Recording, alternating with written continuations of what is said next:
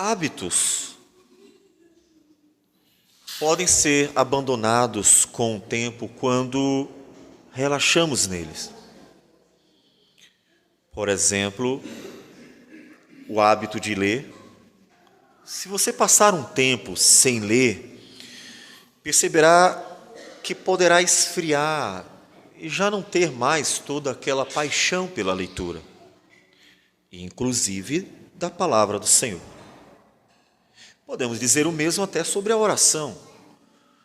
Se você que tinha um hábito de estar sempre falando com o Senhor, orando ao Senhor, de repente, por alguma razão, se deixa levar por uma morbidez,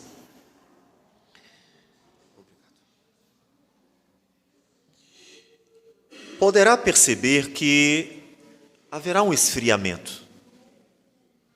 Isso em relação a muitas coisas da vida que são boas e que, se não houver uma insistência, uma dedicação, uma rotina saudável, poderão ser abandonadas, mas não deveriam ser abandonadas.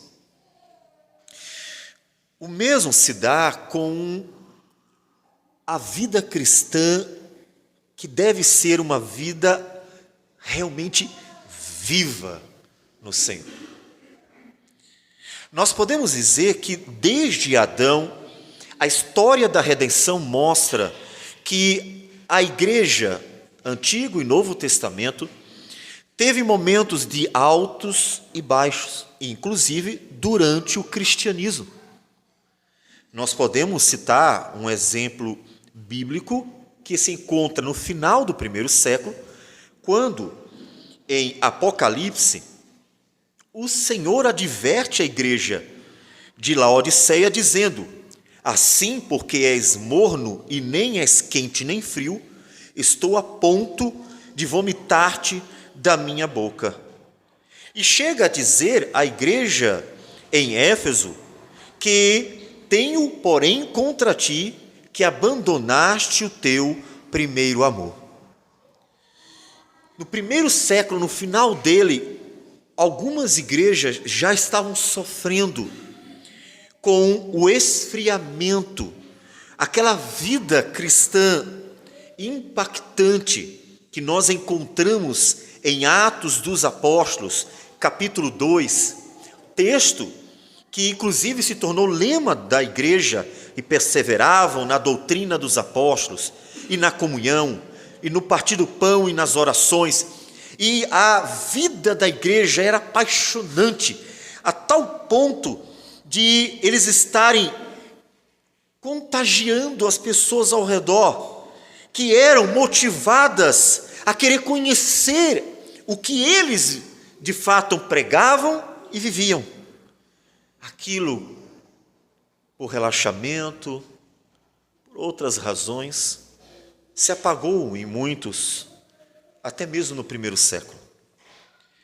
E é por isso que a história da igreja, tanto do Antigo quanto do Novo Testamento, é marcado também por avivamentos, como nós vamos encontrar no livro de Juízes, que diversas vezes Deus levanta um libertador, e então o povo volta a adorar o Senhor, mas se passando os anos, volta a esfriar novamente. E na época cristã, quantas vezes foi preciso que Deus levantasse homens para pregar com firmeza, para pregar com fidelidade e chamar o povo a uma viva fé, em que realmente a palavra de Deus estaria sendo meditada, em que a oração estaria sendo cultivada, como se deu no maior dos avivamentos da história cristã, a Reforma Protestante. Mas mesmo 500 anos depois, o cristianismo continuou a viver seus altos e baixos, e nós precisamos estar cultivando então uma viva fé, para que nos nossos dias de tanta morbidez não venha a deixar marcas negativas em você. Como está a sua vida cristã? Como está? viva, firme, forte e pronta para as batalhas da vida, de um mundo que jaz no maligno e que nos assedia tenazmente, sabendo que precisaremos lutar para que perseveremos até o fim, porque aquele que perseverar até o fim, esse será salvo. Como está a sua vida cristã? Nós vamos para o texto que nós já lemos, de João 3, capítulo 3, versículo de 1 a 21. Nesse propósito de nós estarmos expondo os evangelhos. Então, hoje veremos o evangelho de João. Nós lemos a carta de Paulo aos Romanos porque ela nos auxilia, mostrando que o Espírito do Senhor está em nós, habita na igreja, dando vida àqueles que antes, outrora, estavam mortos em seus delitos e pecados. Mas aqui especificamente, no Evangelho de João, nós vamos ver o que o Senhor Jesus nos fala, por meio de um encontro que teve com um personagem, um dos principais dos judeus, um homem chamado Nicodemos. Vamos então ao texto. Nós já lemos o texto, gostaríamos então de reler apenas o primeiro versículo. Havia entre os fariseus um homem chamado Nicodemos, um dos principais dos judeus. Senhor Deus amado, a tua palavra é o teu poder para a salvação. E não há impossíveis para o Senhor em todas as tuas promessas, e, portanto, aqueles que o Senhor, ó Deus, quiser, o Senhor há de alcançar. Aqueles a quem o Espírito quebrantar serão esmiuçados em seu interior, e a tua palavra entrará e fará morada, e então, Senhor Deus, vida brotará deste deserto inóspito. Que o Senhor, então, ó Deus, fale aos corações, opere com tua graça e misericórdia, de tal modo que vida, Senhor Deus, possa ser vista e teu povo transformado de glória em glória à imagem de Cristo Jesus. Abençoe-nos, Senhor, por tua palavra. É o que nós te pedimos. Em nome de Jesus. Amém, Senhor. Amém.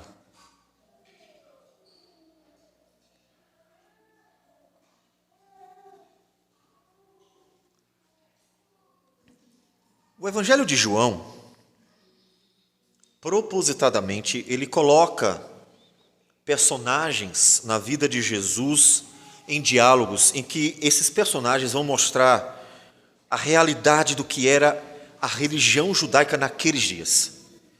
Lembrem-se, altos e baixos. E quando Jesus veio, estava baixo, e bem baixo, lá embaixo, e o Senhor Jesus veio trazer vida. Portanto, o fato de nós lermos a história da igreja e vermos que nos momentos mais drásticos, os momentos de maior crise, o Senhor operou vida e vida em abundância. Quando, a partir do Pentecostes, nós temos uma igreja viva, que anuncia com coragem, firmeza e ousadia, que não teme a morte e que glorifica o Senhor a despeito de todas as perseguições. Quando nós vemos o operar de Deus na vida dessa igreja, nós já temos uma aplicação extraordinária para o nosso viver. Deus tem poder para reavivar o seu povo. Porque não são duas igrejas, não é uma igreja do Antigo e uma igreja do Novo, como se fossem separadas. É a igreja do Senhor que vem no decurso da história, dos anos, e vem em altos e baixos, carecendo do operar do Espírito, mostrando na sua vida que só há um jeito do homem viver realmente uma viva fé no Senhor, por meio do operar do Espírito de Deus em seu viver. E esse era o momento em que eles realmente precisavam. E o próprio Deus visitou o seu povo para dar salvação e vida a este povo. Como disse, são vários personagens. Nós temos no capítulo 1 aquela comitiva que foi saber quem é João. João, quem é você? Me fala. Essa comitiva que não acreditou e não foi batizada por João. Nós temos no capítulo 3, um cara era mestre da lei, e não era só mestre da lei, João faz questão de dizer, ele era um dos principais, e o cara não conseguia nem compreender a mensagem de Cristo, que nós vamos ver, e não cria, não compreendia e não cria, e era um mestre em Israel. O que dizer dos outros? No capítulo 6, Jesus tem uma discussão, tendo pregado o evangelho, com os judeus que estão murmurando contra ele, porque não conseguem entender a mensagem, muito menos crer nela. E assim, nós vamos encontrando muitos personagens, dentre os quais até seus irmãos, que no capítulo 7 não acreditam em Jesus, não acreditam na sua missão, em quem ele é, na sua obra. Capítulo 9, os fariseus são chamados de cegos, porque pior do que aquele cego que fora curado pelo Senhor, eles não conseguiam ver a glória de Deus sendo manifesta por Jesus. E assim nós encontramos personagens que são apresentados propositadamente, mostrando para o leitor a profundidade da miséria da vida religiosa desse povo. Como está a sua vida cristã? Como está a sua vida cristã? Esse homem é um dos principais dos fariseus, dos judeus. E a sua vida com Deus não estava nem um pouquinho boa. O versículo 2 diz que de noite foi ter com Jesus, o que uma probabilidade de indicar o que José de Arimateia, mais à frente, vai fazer. Ele vai escondido de noite, porque ele tinha medo que alguém visse ele se encontrando com Jesus, e então fosse exortado, ou até mesmo expulso da sinagoga, porque ele sabia que os judeus, principalmente aqueles que lideravam a sinagoga, não estavam em acordo.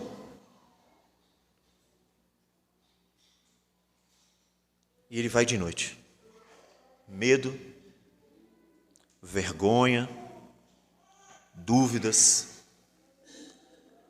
Como está a sua vida com Deus?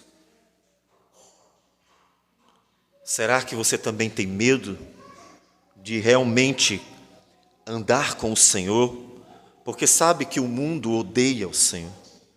Ou você tem vergonha, porque talvez seus coleguinhas da escola coloquem você de canto, ou os colegas de trabalho venham a ironizar você, venham fazer chacota. Talvez você tenha tantas dúvidas que você não consegue andar com o Senhor.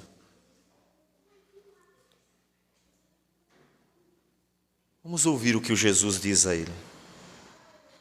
O versículo 2 diz então, este, Nicodemos, de noite foi ter com Jesus e lhe disse, Rabi, e serve um trato respeitoso, reconhecendo que Jesus não é um qualquer. Jesus é, de fato, reconhecido por todos como um rabino, um mestre, porque foi evidenciado na própria sinagoga a sua excelência no ensino. Então as pessoas reconhecem que ele sabe de fato. E ele continua, sabemos que és mestre, vindo da parte de Deus, porque ninguém pode fazer estes sinais que tu fazes se Deus não estiver com ele. Aquele homem, apesar de todas as suas dificuldades que nós veremos, porque o Jesus apontará, conseguiu ver pelo menos o óbvio. Ele conseguiu ver aquilo que era para todo mundo ver. Vem um homem pregando com fidelidade a palavra e fazendo milagres que nunca foram vistos na face da terra. Ele curou multidões, multiplicou pães, ele ressuscitou mortos. Um homem que está fazendo algo extraordinário que ninguém antes dele fez, nem mesmo Moisés. ou qualquer dos profetas. Em qualidade, em quantidade, Jesus extrapolou todos os que vieram antes dele. Isso era o óbvio. Não deveriam todos dizer, não dá para dizer que este homem é um homem qualquer. A razão seria suficiente para trazer uma conclusão tão óbvia como esta: você não pode ser igual a nós. Não tem como ser igual a nós. O Senhor tem que ser alguém que veio de Deus. O Senhor tem que ser alguém especial. Porque ninguém pode fazer o que o Senhor faz se Deus mesmo não estiver com ele. E apesar do óbvio, tanto Nicodemos quanto os judeus de uma forma geral não conseguem compreender o que de fato está acontecendo naquele momento. A grandeza do momento, a glória do momento, o Filho de Deus está presente e eles não conseguem ver a dimensão daquela obra, daquele momento. Tendo em vista o que Nicodemos diz, no versículo 3, Jesus responde de uma forma que ele não esperava. Inclusive, um costume de Jesus trazer uma mensagem que é o que a pessoa precisa ouvir, mas nem sempre aquilo que ela esperava ouvir. É como você ter vindo à igreja querendo ouvir uma coisa e Deus falar ao seu coração outra. Você esperava algo, mas Deus, que conhece a sua vida, fala de acordo com aquilo que você precisa ouvir. E Jesus fazia isso constantemente, dando a mensagem que era necessária a cada um.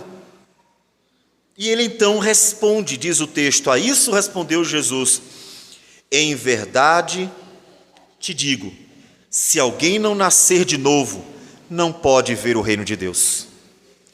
A mensagem, tudo aquilo que nós vamos ver adiante no diálogo com Nicodemos, é exatamente essa, só que ele também não entendeu. Jesus aponta o problema da sua geração, seu problema, Nicodemos, e o problema de todos os demais religiosos, é que vocês não nasceram de novo. Se alguém não nascer de novo, não pode ver o reino de Deus. Não adianta. Vocês até tirarão conclusões racionais, lógicas, como essa que você acabou de me dizer, que não posso ser alguém como os outros, porque há algo especial, nítido em minha vida, mas vocês não conseguem entender o que de fato está acontecendo. Se alguém não nascer de novo, não pode ver o reino de Deus. É por essa razão que até mesmo eu, como pai, que quero que todos os meus filhos sejam salvos, quero que todos eles conheçam a Cristo e vivam para a glória de Cristo, quero encontrar todos eles na eternidade. Sei que eu não posso, ou não adianta, forçar uma fé neles. Eles precisam que o Espírito toque no coração deles.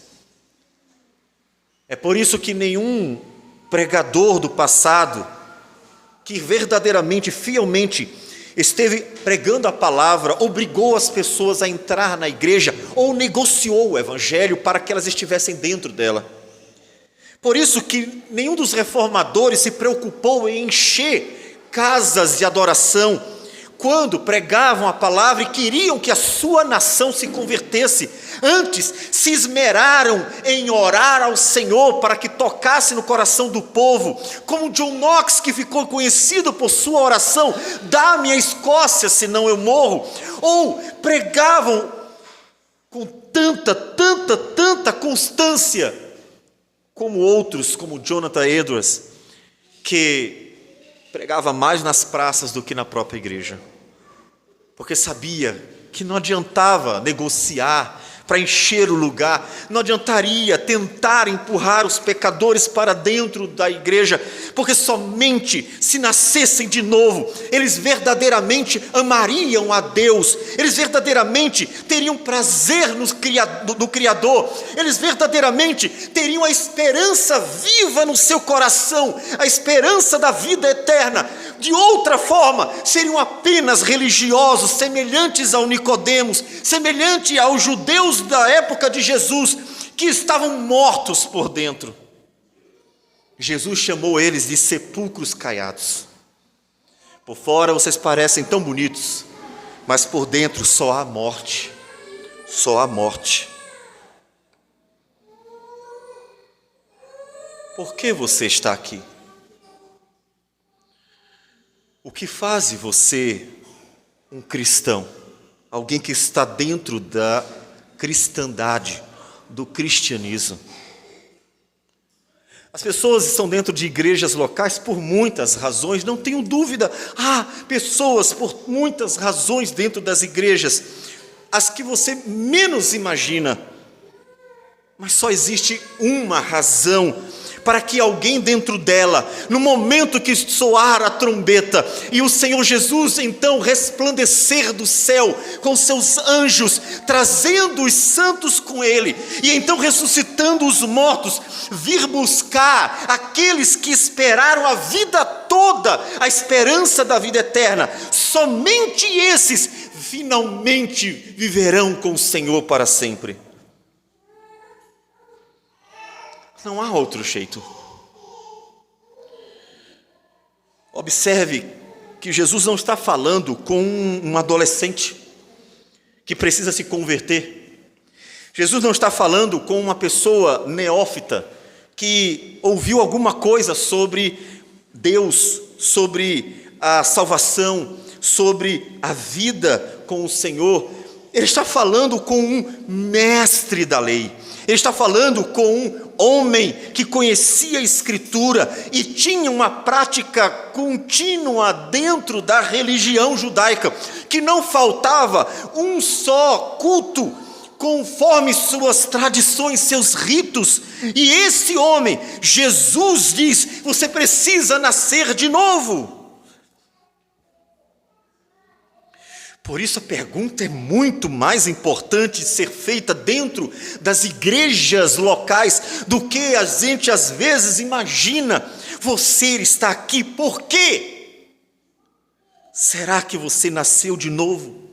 Será que você teve o tocar gracioso do Espírito do Senhor, que, como na vida de Davi, após o seu pecado, colocou-se diante de Deus, clamando: restitui-me a alegria da salvação, porque um coração compungido e um espírito quebrantado não desprezarás, ó Deus. Um homem que realmente queria Deus em sua vida e não estava, de forma alguma, interessado em viver sem Ele. Por que você está aqui? Nicodemos não entende. E não tem como entender. Ele não nasceu de novo. Ele é só um religioso dentro de uma religião, como muitos cristãos em nossos dias. São só religiosos dentro de uma religião, e eles podem até conhecer tudo dela, como Nicodemos conhecia. Então, versículo 4 diz que perguntou-lhe Nicodemos: como pode um homem nascer sendo velho? Observe, ele não entendeu. Jesus, em hipótese alguma, está tratando de reencarnação, porque isso não é ensinado na Bíblia, isso não é real. Deus nunca disse que isso acontecia, portanto, não é a questão. Nicodemos tenta entender o que Jesus quer dizer, e ele não entende. Como um homem pode nascer sendo velho? Pode, porventura, voltar ao ventre materno e nascer segunda vez? Não é isso. Será que Nicodemos não conhecia o texto do profeta Ezequiel, capítulo 11 ou 36, em que o Senhor diz para o seu povo: dar-vos-ei coração novo, e porei dentro de vós espírito novo, tirarei de vós o coração de pedra, e vos darei coração de carne. Porei dentro de vós o meu espírito, e farei que andeis nos meus estatutos, guardeis os meus juízos e os observeis. Será que ele não conhecia? É claro que ele conhecia, mas ele não entendia que a redenção não era a libertação de um povo do jugo de um império, seja ele qual fosse, o egípcio no passado e o romano no presente deles. A libertação, a salvação, a obra da redenção era a libertação do jugo do pecado, do império das trevas, o nascer de novo para uma nova vida, uma vida para a glória de Deus eternamente.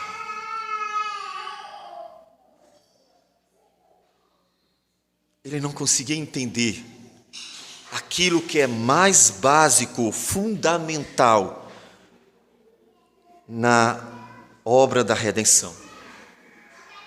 Sabe o que é? É que redenção não é colocar você dentro de um prédio, nem de uma denominação, muito menos. Que redenção não é mudar o nome da religião, nem muito menos mudar apenas os ritos. Que redenção é a obra de Deus em nossas vidas, tirando o pecado de nós e fazendo-nos viver uma vida santa e agradável ao Senhor. É a restauração da criação, é a restauração de tudo que o pecado contaminou, de tudo que o pecado consumiu e está destruindo. Ele não conseguia entender o básico, aquilo que é mais elementar da obra redentora de Deus, que redenção é Deus transformando a tua vida à imagem de Cristo Jesus. Isso é redenção. Você pode mudar de roupa, de prédio, onde você vai e chama de igreja.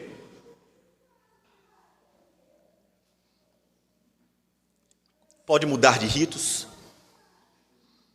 Pode mudar uma série de coisas na sua vida. Mas se Deus não mudar o seu coração, nada servirá, nada adiantará. Se o Espírito de Deus não mudar o teu coração, não adiantará de nada, nada mesmo. Porque é preciso ter um coração novo para entrar no reino dos céus. O ingresso no reino dos céus é um coração novo. É preciso um coração novo. Jesus continua, e Jesus vai ser didático com ele. Jesus vai tentar explicar para ele. Jesus vai facilitar. O mestre não está entendendo, vamos ajudar o mestre. E Jesus repete a ideia com outras palavras. Diz o texto, versículo 5: Respondeu Jesus: em verdade te digo, quem não nascer da água e do Espírito não pode entrar no reino de Deus. O que é nascido da carne é carne, o que é nascido do Espírito é Espírito. Ajudou? Provavelmente não foi o suficiente. Porque aquilo que Jesus está explicando era exatamente o que ele não tinha. Ele não tinha compreensão, ele não tinha um coração para crer nessas coisas. Ele não conseguia entender que não se tratava de uma religião visível, mas de uma obra interna de Deus na sua vida, para que ele amasse a Deus. Porque o grande mandamento da lei que ele conhecia é: amarás o Senhor teu Deus de todo o teu coração, de toda a tua alma, de toda a tua força. Este é o primeiro e grande mandamento que todo judeu conhecia. Portanto, amar a Deus é algo que vem de dentro de nós, precisa vir de nosso coração, nossa mente, para então a nossa vida expressar. Ele não tinha. Que coisa. Ele nem mesmo sabia a dimensão do que era amar a Deus. E ele então é bem direto. Não te admires de eu te dizer, importa-vos nascer de novo. É de deixar o leitor perplexo. Como assim, Jesus? O Senhor está dizendo que essa geração de judeus que vão à sinagoga todos os sábados, que praticam os ritos como ordenado, que oram nas praças, como Jesus menciona, que celebram a Páscoa, o Pentecoste e a festa do tabernáculo, como fora dito pelo Senhor a Moisés. Essa geração que faz tudo isso precisava de algo que não tinha, o nascer de novo, o mais fundamental. Sim. Por isso é possível, em uma geração, olharmos para a cristandade e dizer, importa-vos nascer de novo. Por isso, Paul Washer disse em seu sermão, é preciso pregar o evangelho dentro das igrejas. Por isso que temos visto que se fala de tudo dos púlpitos, menos de Cristo Jesus. Por isso, cristãos matam, roubam, mentem, enganam e destroem, e mesmo assim não percebem que eles não nasceram de novo. Por isso a política eclesiástica é corrupta e está destruindo a vida de muitas pessoas, porque não nasceram de novo. A cristandade também precisa ouvir isso. E é por isso que eu volto a perguntar a você, por que você está aqui? Não basta estar dentro de um prédio. Não basta ter uma Bíblia em casa, nem mesmo conhecer teologia. Não basta você ter hábitos que a igreja induz você a ter, participar de programações. É preciso nascer de novo. A obra de Deus em nós não é uma obra num prédio, não é uma obra na nossa aparência. A obra de Deus em nós é uma obra no coração. Se o coração de pedra não for tirado e dado um coração de carne, se o Espírito do Senhor não for posto e então quebrantado o viver, você não amará a Deus como Deus deve ser amado de todo o seu coração, de toda a sua alma, de toda a sua força. Ser cristão não é fazer parte apenas da cristandade, uma religião. Ser cristão é ser unido a Cristo, pelo Espírito que opera em nós.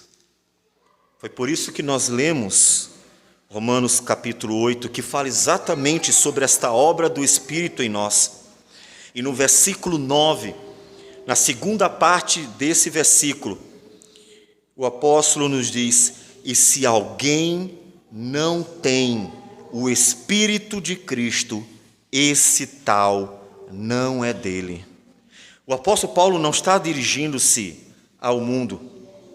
A carta de Paulo aos Romanos, bem como todas as cartas de Paulo, não são cartas para pagãos, não são cartas para pessoas que não conheciam a Deus, não é uma evangelização como nós encontramos em Atos dos Apóstolos, quando Paulo chegava na cidade e começava a proclamar a Cristo. As cartas do apóstolo Paulo são cartas dadas à igreja, portanto, ele está falando para a igreja. Se alguém dentro de vocês não tem o Espírito de Deus, não pertence a Deus, não importa o quanto esteja presente dentro da igreja visível, é preciso nascer de novo.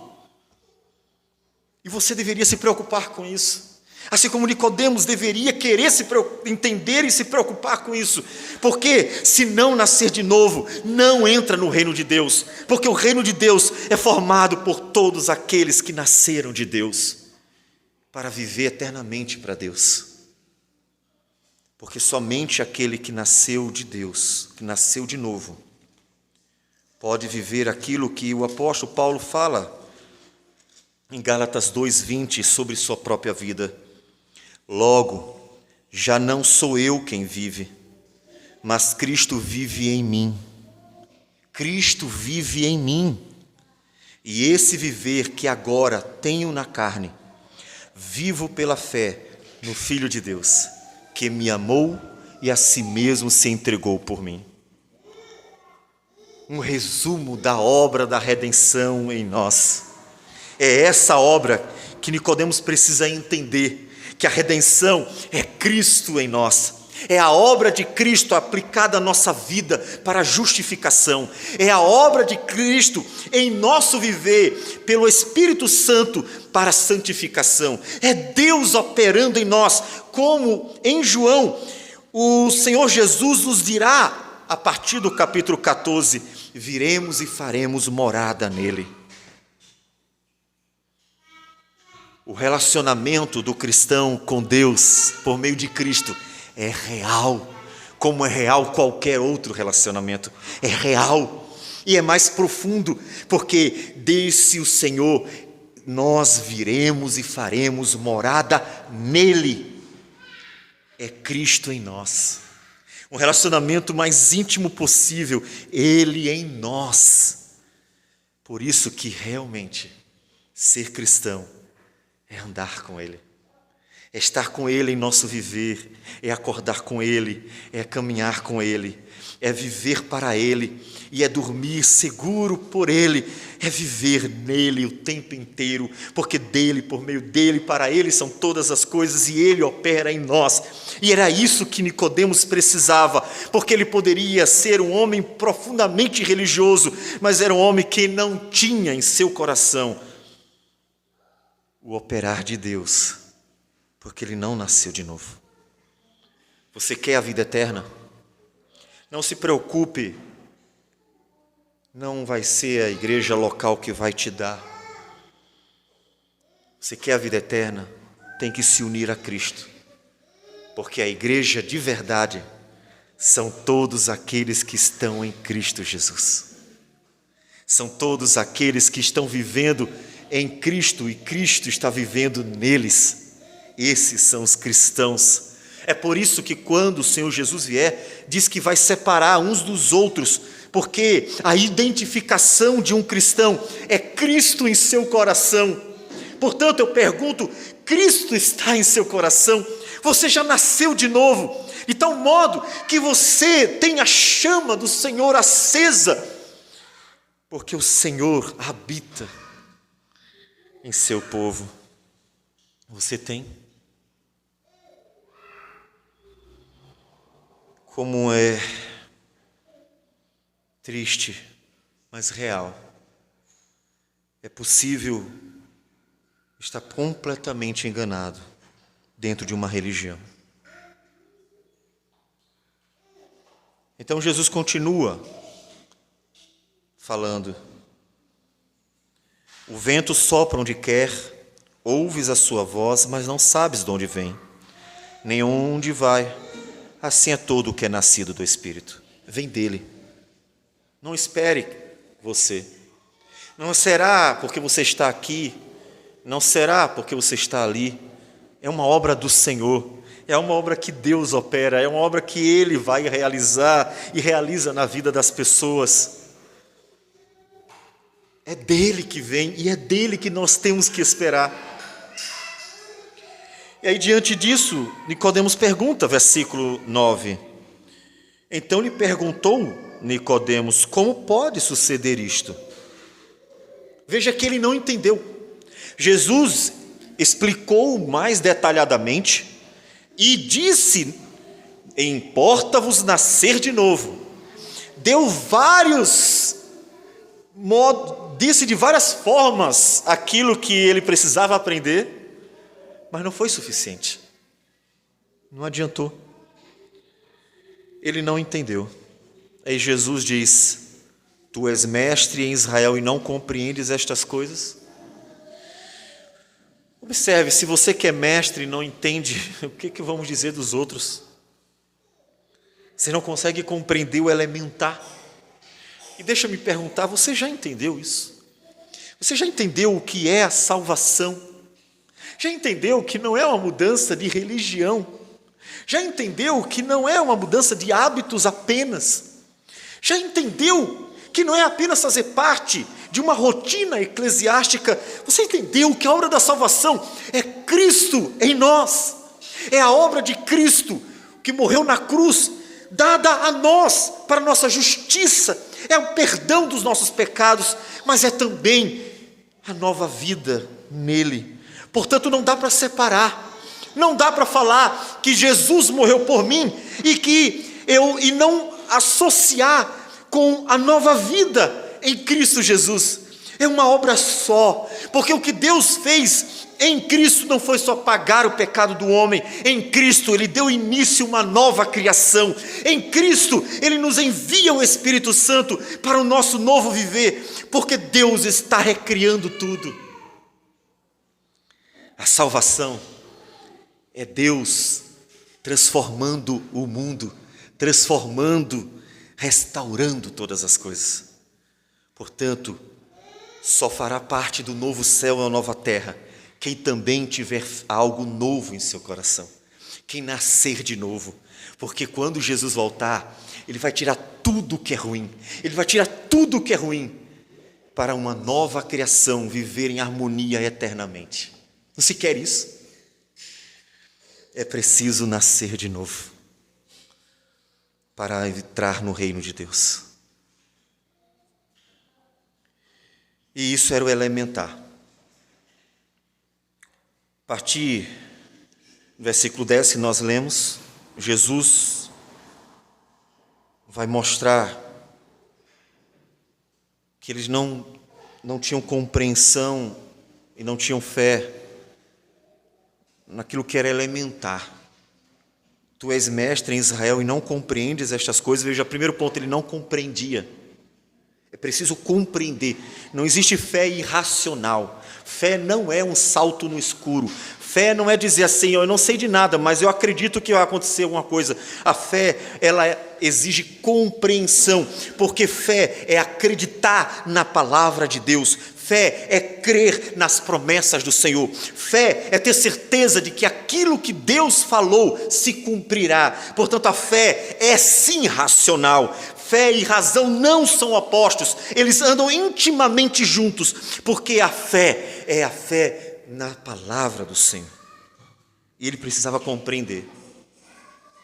Então Jesus continua dizendo, em verdade te digo, que nós dizemos o que sabemos e testificamos o que temos visto, contudo não aceitais o nosso testemunho. Se tratando de coisas terrenas, não me credes, como crereis se vos falar das celestiais? Observe que, apesar da profundidade e ser uma obra divina do Espírito Santo em nós, ele chama de coisas terrenas, porque acontecem aqui. Não é terreno no sentido de carnal, não é terreno no sentido de pecaminoso, é óbvio, porque ele está falando da obra do Espírito Santo em nossas vidas. Mas Jesus diz, se você não consegue entender e nem acreditar na obra do Espírito Santo, no viver daquele que é alcançado pelo Senhor, quanto mais se eu começar a falar das coisas celestiais, é aí que vocês não acreditarão mesmo. Portanto, Jesus estava falando da coisa mais elementar. Então, meu amigo, eu preciso dizer a você, se você não nasceu de novo, não adianta tentar esmiuçar o Apocalipse, não adianta tentar conhecer toda a teologia, porque se não nascer de novo, você negligenciou o mais elementar da redenção. É que se alguém não nascer de novo, não entrará no reino dos céus. Então comece com o básico, que é o novo nascimento. Comece com o básico, que é o novo nascimento. Então ele explica a sua obra. E a gente encerra com essa explicação da obra.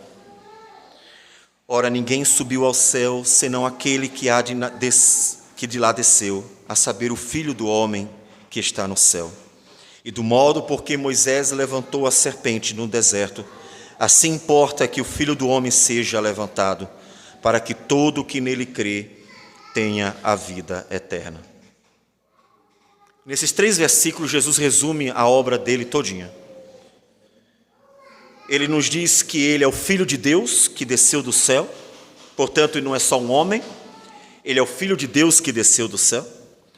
Ele nos fala da necessidade de ir para a cruz, a serpente que foi levantada, a ideia de que Jesus vai à cruz, do modo como a serpente foi levantada, importa que o Filho do Homem também, portanto, ele está se referindo à sua crucificação, à morte do Senhor Jesus, e a necessidade de crer nele, portanto, pressupõe a ressurreição, para que todo que nele crê tenha a vida eterna. E uma vez que é vida eterna, é claro que Jesus estará vivo, porque a vida eterna está nele. É o resumo do Evangelho. Você já creu nisso? Você entendeu o Evangelho? Você entendeu a obra da salvação? Então, é um passo animador para você. Porque se não nascer de novo, não entrará no reino dos céus. Você precisa compreender a obra da salvação e crer na obra da salvação, para que você realmente possa viver com o Senhor para sempre. E eu trago as últimas palavras desta noite, as palavras do apóstolo Paulo em sua carta aos Romanos, quando ele exorta a igreja, dizendo o seguinte, capítulo 10, versículo 9: se com a tua boca confessares Jesus como Senhor, e em teu coração creres que Deus o ressuscitou dentre os mortos, serás salvo.